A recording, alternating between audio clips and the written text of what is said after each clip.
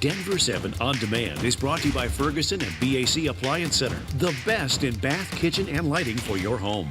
I'm Brian Sanders. And I'm Molly Hendrickson with an update from Denver 7. The family of 18-year-old Kendrick Castillo is now asking for privacy as they continue to grieve their loss. Over the next 2 days, a rosary and private funeral and burial will take place. Wednesday, the entire community gathered to say goodbye to Kendrick at a public memorial service. During that service, the Castillo family expressed their deep gratitude for all the overwhelming support that has been shown to them. Kendrick's father also reached out to his son's friends, saying their door is always open if they need absolutely anything. Many of you have asked how to support the Castillo family. If you'd like to donate, the Douglas County Sheriff's Office has set up the Kendrick Castillo Memorial Fund at Wells Fargo banks. As for the suspects in the case, both face 48 counts each, including first-degree murder and conspiracy to commit murder. The 16-year-old shooting suspect will be charged as an adult. We're committed to bringing you details of the investigation as the healing process moves forward for these families. And if you want to see more of the show of support and some of the powerful images from yesterday's celebration of life, you can watch it on our streaming apps on Roku, Amazon Fire, and Apple TV.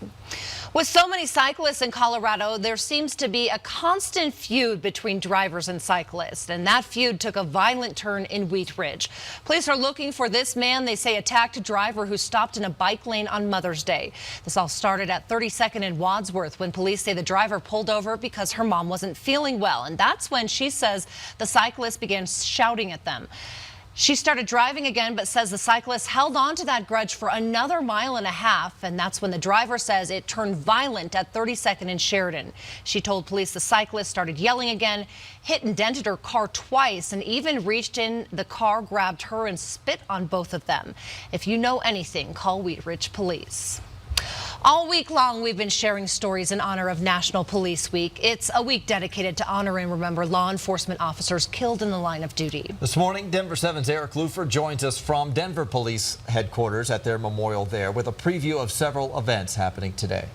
Good morning. The Denver Police Law Enforcement Memorial has 72 names of fallen officers etched into the stone here. And at 10 o'clock this morning, the public can join hundreds of police officers, City of Denver officials, and Denver Sheriff's deputies as they remember the brave officers killed in the line of duty. It's a touching ceremony every year. Agencies are utilizing Facebook to remember. In Broomfield for Peace Officers Memorial Day, the Honor Guard presented and laid a wreath at the flagpoles in honor of Peace Officer Memorial Day and National Police Week 2019. Last night, the Broomfield Police Department posted this picture saying, in part, all of us at the Lakewood Police Department take a moment to remember and honor the heroic men and women who have fallen while protecting and serving their communities. Looking ahead to tonight, the North Glen Police Department welcomes law enforcement from all over and the public to a candlelight vigil. Here's the information. It's at E.B. Raines Jr. Memorial Park off Community Center Drive. It is at 7 o'clock tonight. It has been a touching week, to say the least, with departments all across the state remembering those who died in the line of duty protecting us. I'm Eric Lufer, Denver 7. Eric, thank you. Today, Governor Jared Polis goes on a bill signing spree, expecting to sign 18 bills into law across the state. Among them is a bill to create more programs to identify child and youth mental health issues early in life. He's also expected to sign a bill that will allow Colorado to import prescription drugs from Canada. The hope is that'll help lower drug prices. Today, the Downtown Denver Partnership hosts its 2019 State of Downtown. Right now, there are $3 billion worth of new developments, including housing, hotels, and retail space. In the last year, the number of people living downtown has grown by 10% to 89,000 people. And last year, developers created over 1.4 million square feet of new office space. What's really exciting is the number of new companies that are moving to Denver, as well as the companies that are here that are really making a strategic commitment to expanding and staying here. The 2019 State of Downtown Denver event starts at 7 a.m. at the Denver Center for the Performing Arts. Well, a big story in our growing Colorado for years now has been rising housing costs. But for the first time in nearly 8 years, Zillow reports home values fell last month. That contradicts a recent study by the local Association of Realtors. But as Nicole Brady shows us, you have to read beyond the headlines when it comes to housing reports. And the numbers vary from report to report, but one thing is certain, the Denver Metro is no longer seeing the double-digit gains in year-over-year home values we saw a few years ago. This morning, Zillow's April housing report shows in the Denver Metro, home values fell 0.2% from March to April. So a small number, but they say that's the first month-over-month drop since September of 2011. The median home value now $407,000. This month, the Denver Metro Association of Realtors reported the median price in the metro area went up just over 1% from March to April, and a median value of $420,000. Now, those slight differences perhaps are not as big of a deal as the fact that year-over-year prices in Denver have remained unchanged. I spoke to a Trulia economist who says there's a reason for that. People have kind of hit that affordability ceiling. We can't really keep up with that home price growth anymore. Now, a lot of us may not be able to keep up, but Zillow and Trulia don't believe prices have peaked yet in Denver. And in fact, the Denver Metro Association of Realtors report for April showed the average price of a home hit a new record high of $553,000. Averages and medians, of course, are two different numbers. In the newsroom, Nicole Brady, Denver 7. Lisa has a look at a warm day ahead. A little different, though. Not as much in the way of sunshine this morning. We have quite a bit of cloud cover coming in from the west, and this is going to be ahead of our next storm. So we're going to be under a partly sunny sky today, but it will, again, be pretty warm. Starting off in the 50s and 60s this morning. We'll get to near 80 degrees by 12, and then our highs right around 80 to about 85. So that's still a good 10 to about 15 degrees above our normal. Now, look at the few isolated storms that pop up. We may once again get a few gusty thunderstorms here in town, and then overnight tonight be under a partly cloudy sky. But take a look at our Super 7 day.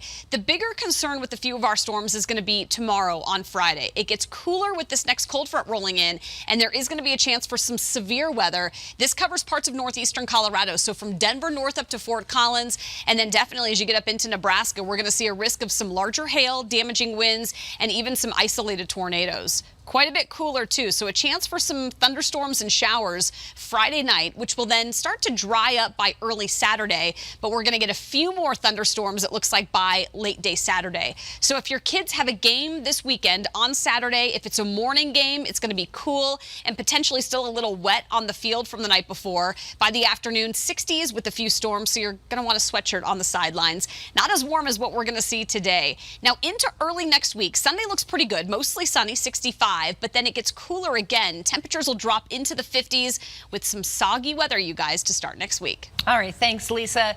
Now to a Contact 7 consumer alert. One of the biggest financial worries of any family is unexpected medical bills. Just this week, an Urban Institute study revealed that 1 in 7 families skipped getting medical care because of the cost.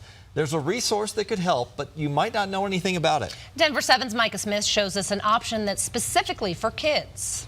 It's called the United Healthcare Children's Foundation, and it provides thousands of grants for children with medical needs. Children have to have insurance, and that's what makes this program different. Unlike other medical expense programs geared toward kids, this one is for those who have insurance but not enough coverage, leaving thousands of dollars in out-of-pocket expenses. To be eligible for these grants, patients must be 16 years old or younger, must have a Social Security number, the child must have health insurance through a commercial health plan or secondary insurance through Medicaid. We met with one grant recipient, 13-year-old Killian Bristol, and his mom, Josie.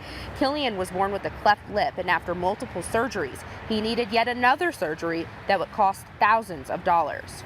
So we were kind of surprised, but and the cost was high, and we appealed to our insurance company just to try to see if they could make any exception. They weren't able to, but our case manager said she found an organization that might be able to help us out. There's so many kind and nice people willing to help just around the corner. Killian and Josie say they want to get the word out to other families who may be in their same position. It's important to note that you do not have to have insurance through United Healthcare to be eligible for a grant. Reporting in Denver, Micah Smith, Denver 7.